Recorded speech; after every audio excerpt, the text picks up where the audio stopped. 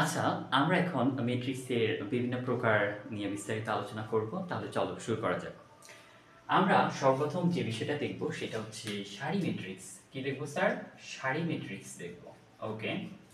তো সারি ম্যাট্রিক্স হচ্ছে এমন একটা ম্যাট্রিক্স যে ম্যাট্রিক্সে একটা মাত্র সারি থাকবে। দেখো এই যে একটা মাত্র সারি থাকবে। ধরো যে আমি ভুক্তি নিলাম 1 2 3। দেখো একটা মাত্র সারি আছে। এটার কি আছে? একটা মাত্র সারি আছে। তাহলে এটাকে আমরা কি বলতে পারি? সারি ম্যাট্রিক্স বলতে পারি। ২ নম্বরে আমি একটা বিষয় দেখব সেটা হচ্ছে তোমার কলাম ম্যাট্রিক্স। কি ম্যাট্রিক্স স্যার? Column matrix. তো কলাম ম্যাট্রিক্স হচ্ছে যে ম্যাট্রিক্সের শুধুমাত্র একটা মাত্র কলাম থাকবে তাকে আমরা বলবো যে কলাম ম্যাট্রিক্স। যেমন এটার ভুক্তিমূল্য আমি নিলাম হচ্ছে 1 2 3। তুমি যে কোনো উপাদান নিতে পারো, কোনো সমস্যা নেই। ভুক্তিও বলতে পারো, উপাদানও বলতে পারো। এখানে কথায় কোনো কিছু যায় আসে না। বাট তুমি অলওয়েজ ভুক্তি বলাটাই শ্রেয়, কারণ বিভিন্ন সবগুলা বইতে ভুক্তি কথাটাই লেখা আছে। এখন আমরা এই যে গুরুত্বপূর্ণ টপিকে চলে আসছি। এখন আমরা টপিক দেখব হচ্ছে বর্গ ম্যাট্রিক্স। আমরা বর্গ ম্যাট্রিক্স বলতে কি বোঝাই একটু খেয়াল করো, এটা অনেক ইম্পর্টেন্ট, অনেক অনেক ইম্পর্টেন্ট। সো বর্গ ম্যাট্রিক্স হচ্ছে এমন একটা ম্যাট্রিক্স যে ম্যাট্রিক্সে তোমার সারি সংখ্যা ও কলাম সংখ্যা কি হবে স্যার? সমান হবে। সারি সংখ্যা ও কলাম সংখ্যা হবে স্যার সমান।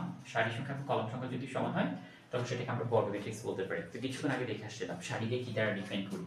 এম দ্বারা ডিফাইন করি। কলামকে কি দ্বারা ডিফাইন করি স্যার? এন দ্বারা ডিফাইন করি।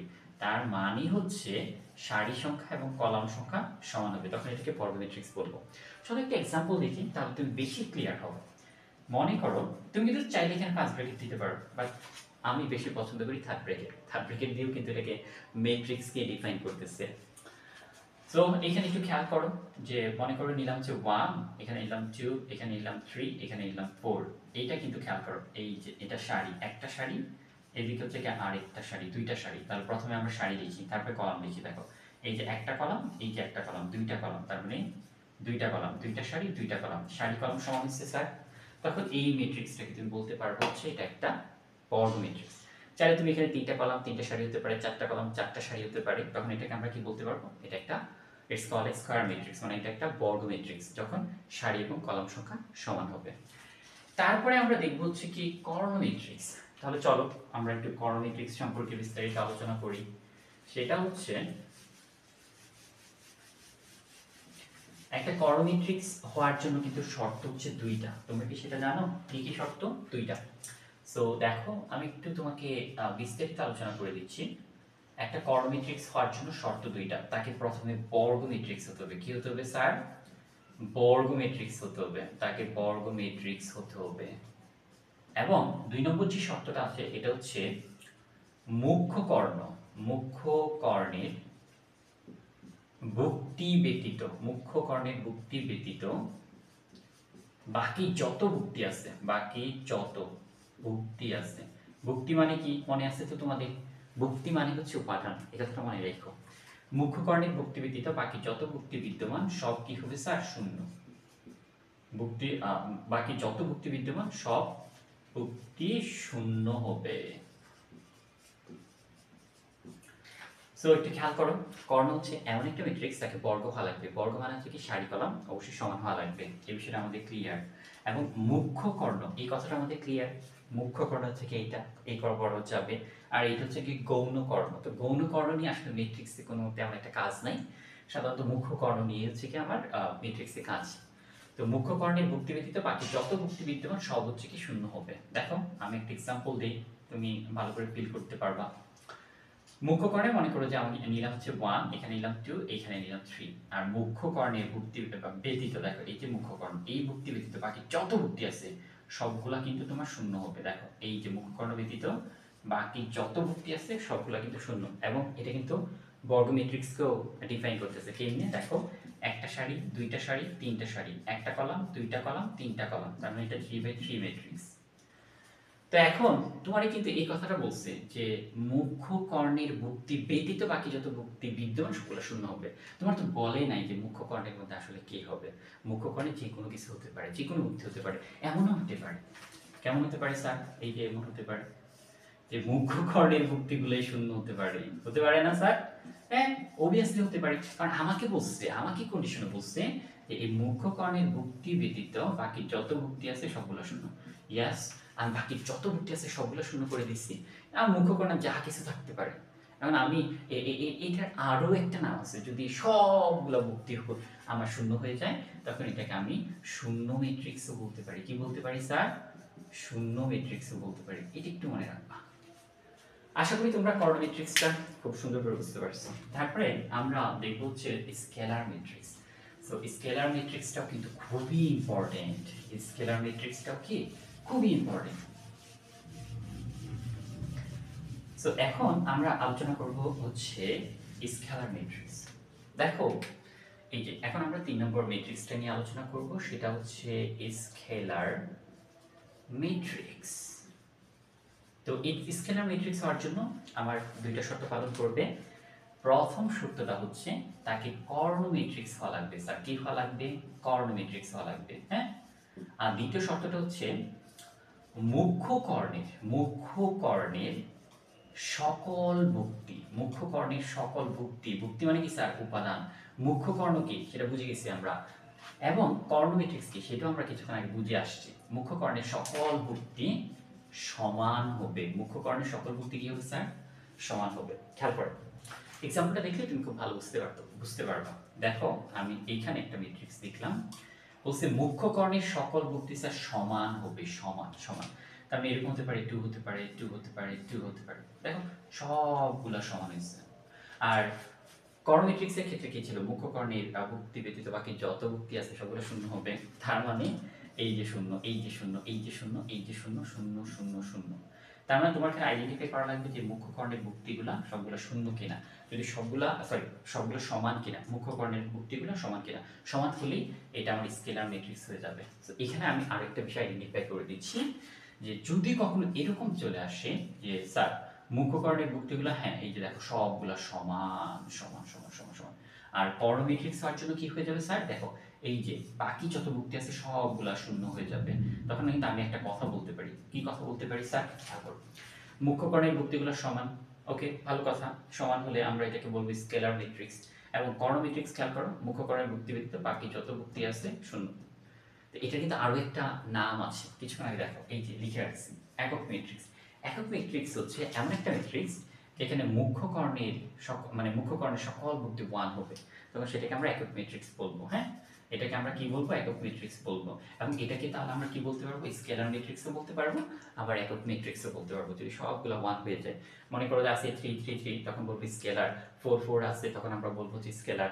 5 5 আছে, তখন আমরা বলবো যে স্কেলার। বাট 1 1 থাকলে আমরা এটাকে বলবো হচ্ছে স্কেলার এবং হচ্ছে কি একক ম্যাট্রিক্স। আর যদি মনে করো যে শূন্য শূন্য চলে আসে, তো কিছুক্ষণ আগে দেখে আসছি যে সেটা আমার শূন্য ম্যাট্রিক্স হয়ে যাবে, অথবা আমাদের সেটাকে আমরা কর্ণ ম্যাট্রিক্সও বলতে পারি। তো এটাকে আমরা কি বলবো স্যার?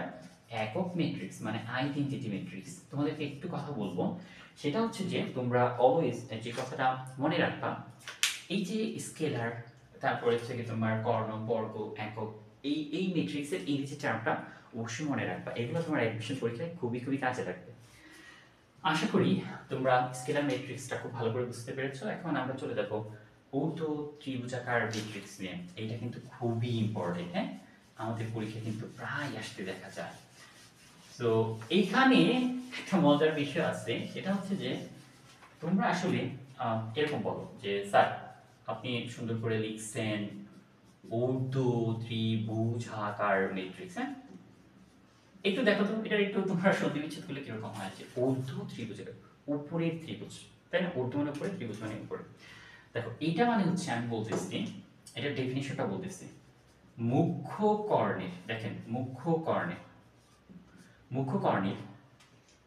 কর্ণের নিম্নের সকল ভুক্তি কি হবে স্যার? শূন্য হবে। এখন ম্যাট্রিক্সটা আসলে কেমন হবে? ম্যাট্রিক্সটা অবশ্যই বর্গ হবে। তাহলে এখানে কথাটা লিখে দিতে হবে যে কোন বর্গ ম্যাট্রিক্সের, হ্যাঁ, কোন বর্গ ম্যাট্রিক্সের মুখ্য কর্ণের নিম্নের মানে নিচের সকল ভুক্তি শূন্য হবে। এক্সাম্পলটা একটু দেখি। মনে করো তোমার এখানে আছে এমন একটা ম্যাট্রিক্স, যেখানে ধরো যে এখানে আছে এ, এখানে বি, এখানে সি, স্যার যে কোনো মান দেওয়া থাকতে পারে, ওইটা নিয়ে ভয় পাওয়ার দরকার নেই। তো মুখ্য কর্ণের নিম্নে মানে নিচে, এটা তো মুখ্য কর্ণ তোমরা ভালোই জানো, নিচে, তার মানে এখানে এখানে এখানে এই তিনটা মাস্ট বি তোমার কি হবে স্যার, শূন্য হবে।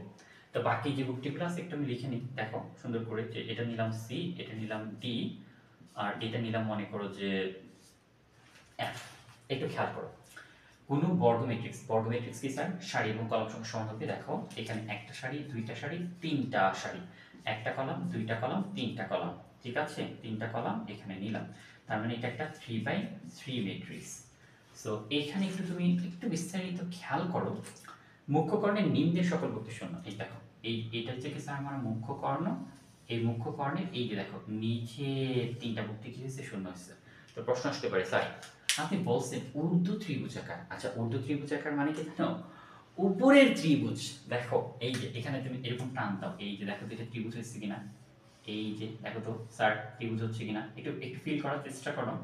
আমি এখানে মার্কারগুলো আরো ডিফারেন্ট কালার নেওয়া দরকার ছিল, আমি ডিরেক্ট শুধু কালো কালার নিচ্ছি, তো এই কারণে অতটা ফুটতেছে না। নেক্সট টাইম থেকে নেক্সট ক্লাস থেকে একটু রেড কালার বা ইয়েলো কালার ট্রাই করব। দেখো এই যে ত্রিভুজটা হচ্ছে না, এই ত্রিভুজের এটা কিন্তু উপরেই ত্রিভুজ, মানে ঊর্ধ্ব ত্রিভুজের ক্ষেত্রে মনে রাখবা নিচে মুখকর্ণের নিচে ভুক্তিগুলো শূন্য হবে। আর পরের টপিকটা দেখো নিম্ন ত্রিভুজাকার। তো নিম্ন ত্রিভুজাকারের ক্ষেত্রে একদম ডিরেক্ট আমি তোমাকে এখানে দেখা বলতেছি, নিম্ন ত্রিভুজাকার বুজাকার, হ্যাঁ, নিম্ন ত্রিভুজাকার ম্যাট্রিক্সের ক্ষেত্রে মনে রাখবা কোন বর্গ ম্যাট্রিক্সের মুখ্য কর্ণের উপরের সকল ভুক্তি কি স্যার, উপরের সকল ভুক্তি শূন্য হবে, উপরের সকল ভুক্তি কি হয়ে যাবে স্যার, শূন্য হবে, উপরের সকল ভুক্তি শূন্য হবে। এদিকে দেখো একটু, মনে করো যে এখানে আমি একটা ম্যাট্রিক্স নিলাম, যার মুখ্য কর্ণের উপাদান নিলাম ধরো যে এ বি সি, আর এখানে নিলাম হচ্ছে মনে করো ডি, এখানে ই, এখানে হচ্ছে এফ। তো বলতেছে কি কোন বর্গ ম্যাট্রিক্সের মুখ্য কর্ণের এইটুকু হবে, লিখতেছি না বলে দিচ্ছি, উপরের সকল ভুক্তি শূন্য হবে। তার মানে এই যে দেখো এটা হচ্ছে স্যার মুখ্য কর্ণ, তো এই যে মুখ্য কর্ণের উপরের সকল ভুক্তি দেখো এই যে একটা দুইটা তিনটা সবগুলো শূন্য হয়েছে। এবং তুমি এটা দেখো কথাটা কি, নিম্ন ত্রিভুজ মানে নিচের ত্রিভুজ যখন বলবে এই যে নিচের ত্রিভুজ, যদি বলে যে নিচের ত্রিভুজ, তখন হবে মুখ্যকর্ণের উপরের ভুক্তিগুলো শূন্য। আশা করি তোমরা এই ঊর্ধ্ব ত্রিভুজাকার ম্যাট্রিক্স এবং নিম্ন ত্রিভুজাকার ম্যাট্রিক্সটা খুব ভালো করে বুঝতে পারছো। এখন আমরা চলে যাব transpose matrix. It's a very important একটা ম্যাট্রিক্স। তো এটা আমরা একটু সুন্দর করে একটু ডিফারেন্ট ওয়েতে আমরা শেখার চেষ্টা করব। দেখো আমার এই ট্রান্সপোজ ম্যাট্রিক্স দ্বারা আসলে কি বোঝাচ্ছে, দ্যাট মিন্স হচ্ছে বিম্ব ম্যাট্রিক্স। দেখো ট্রান্সপোজ ম্যাট্রিক্স, হ্যাঁ, একটু খেয়াল করি আমরা। ট্রান্সপোজ হচ্ছে এমন একটা ম্যাট্রিক্স, তুমি সারিকে কলামে কনভার্ট করতে পারো অথবা কলামকে সারিতে কনভার্ট করবে।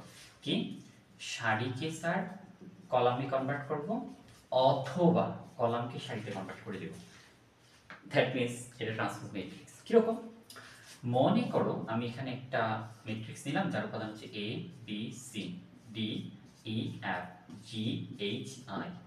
তাহলে এটা এটা কি স্যার সারি না, এই যে সারি না, এই যে সারি না, এই সারিগুলোকে দেখো আমি কলামে কনভার্ট করতেছি। দেখো কলামে কনভার্ট করতেছি, তাহলে এ বি সি এটা সারি আছে, এটা কলামে নিয়ে আসলাম, এ বি সি এই যে দেখো কলামে চলে আসছে।